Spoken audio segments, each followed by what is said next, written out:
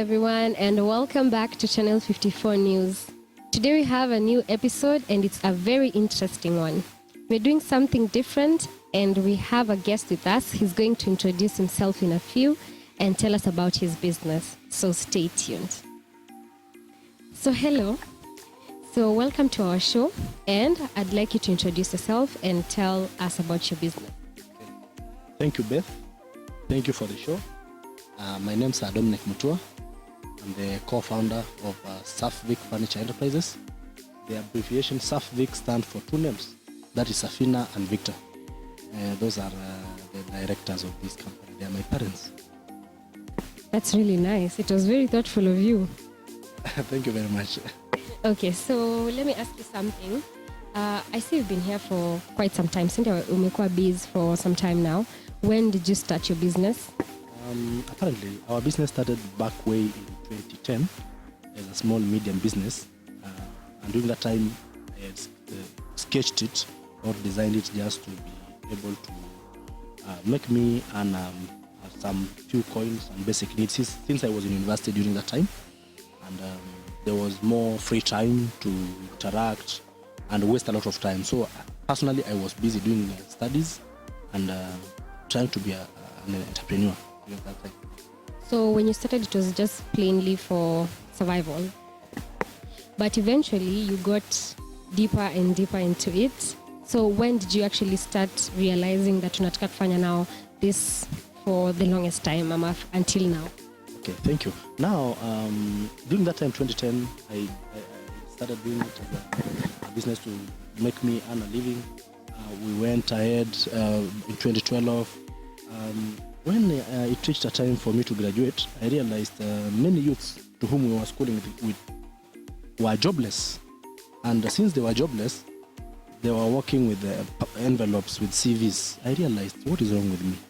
I'm looking for a white-collar job because I'm a graduate, yet I have something which can feed me. I realized, no, let me be serious. That is now back in 2014, we opened a Facebook page and Twitter. And in 2015, we had a website and Instagram account. And from that time, the furniture business and ordering process went viral. And sometimes it could go overboard and overpower the capacity to really produce during that time. This is how we do it. Initially, I realized that furniture trend was changing in Kenya, and that initially customers, the way furniture used to operate is that customer, you take this or you leave it. They did not used to say that, but if somebody makes a ready-made seat without consulting the client in terms of measurements, quality, size and quantity and material and color and durability, surely, what are you doing to the client? You are telling client, take this and leave.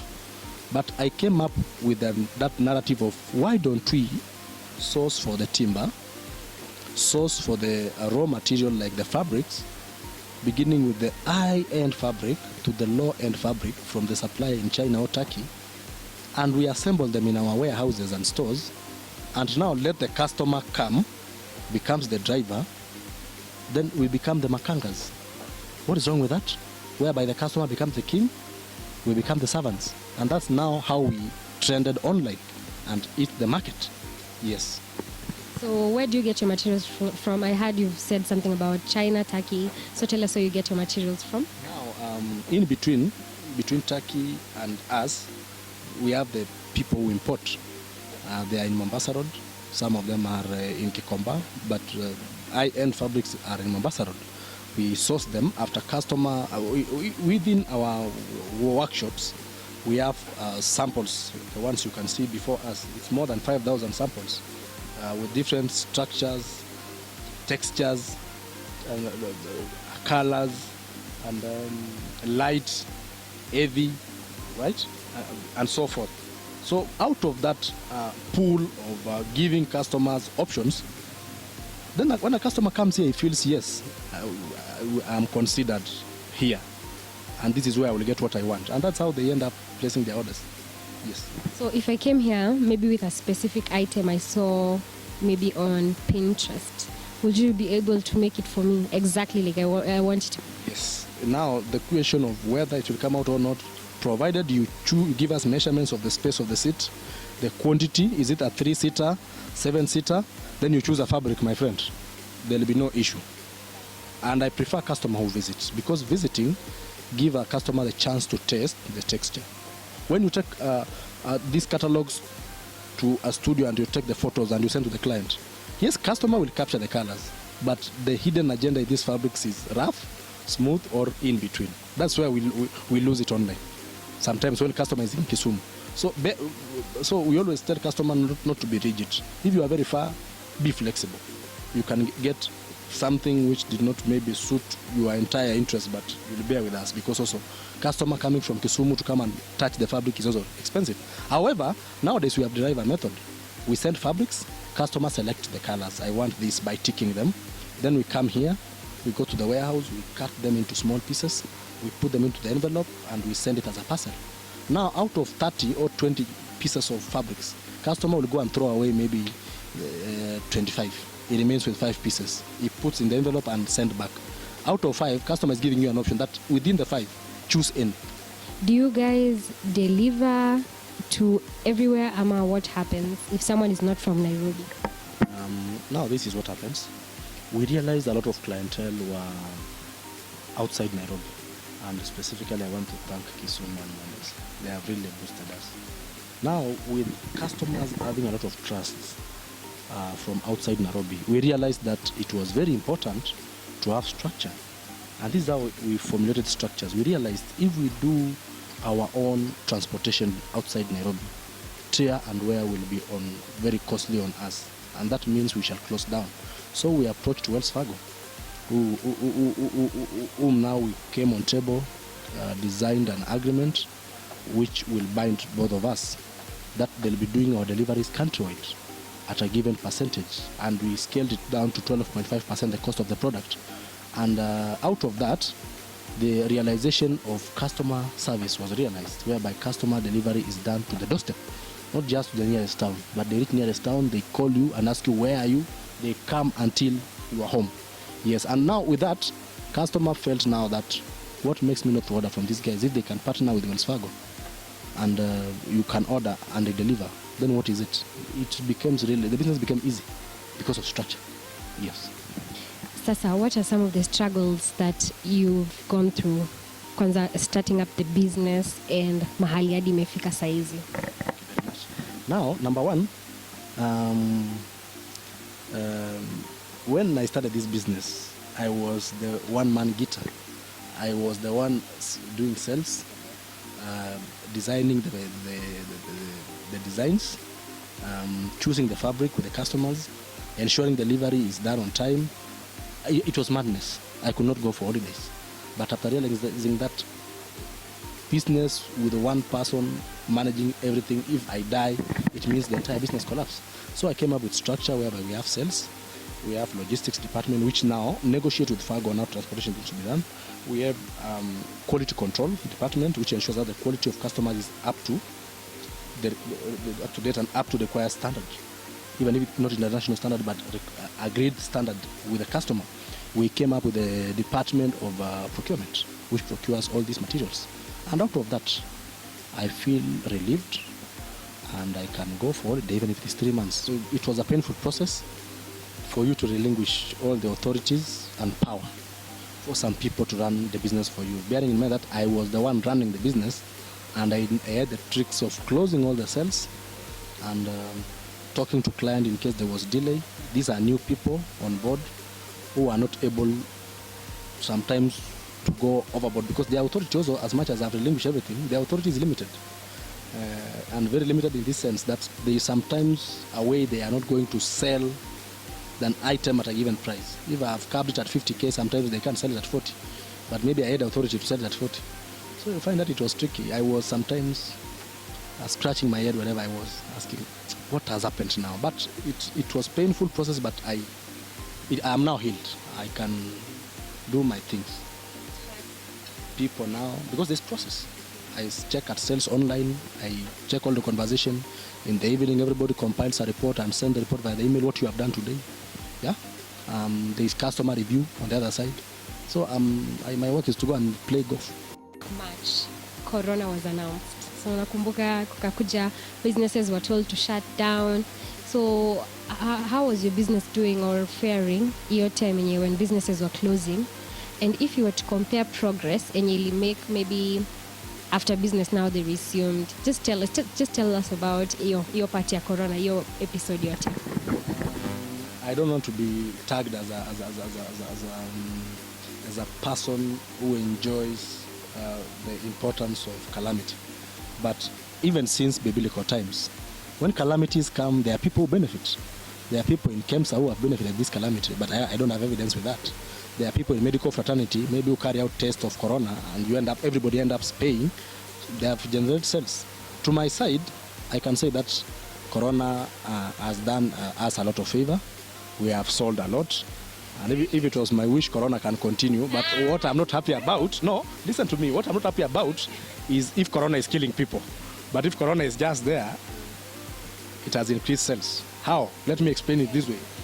The government of Kenya and other international organizations and other states like US and so forth, all countries have curbed importation. Because for you to import products like fruits and maybe furniture and other stuff, you should produce a certification that the goods you are selling to us from your country, especially from maybe, for example, China, because furniture used to come from China and Italy, like the leather sofa sets, because Italians make good leather, Chinese make good sofa sets. And since China was the epicenter, in the countries like Kenya, Uganda, and so forth, hardened the strict measures of importation.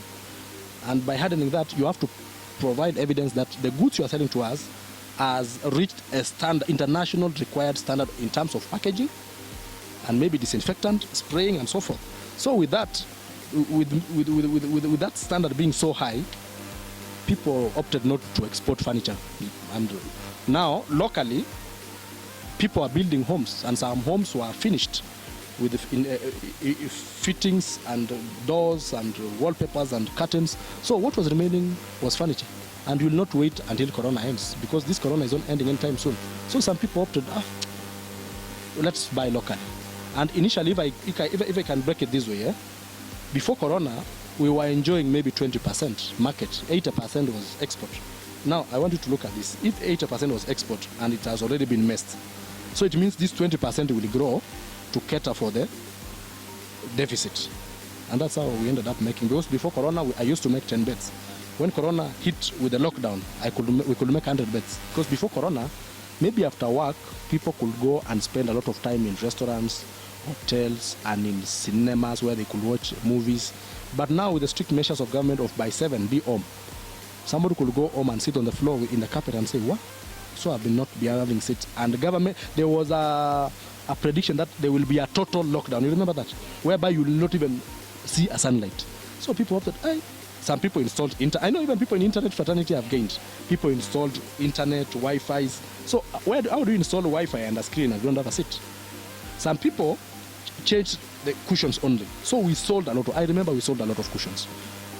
Some people said, oh, my bed is not good, because some people used to sleep few hours. You go home at 11, at 2 a.m., you just sleep 2 hours, you go to work. Tomorrow again, you behave that way. So this time around, you'll be going home 7. Meaning you should just structure your bed again, because your home has changed, not just to become a home, but to become both home and office. Yes. What I want to know is your process. Mtu akitaka kuorder, let's say someone ako Kisumu na hawezi kuja hapa ama Mombasa ama maybe Kitui, mahali tu yenye si Nairobi, then anataka kuorder, how can someone go about it? This is how it begins now. Our marketers post photos daily.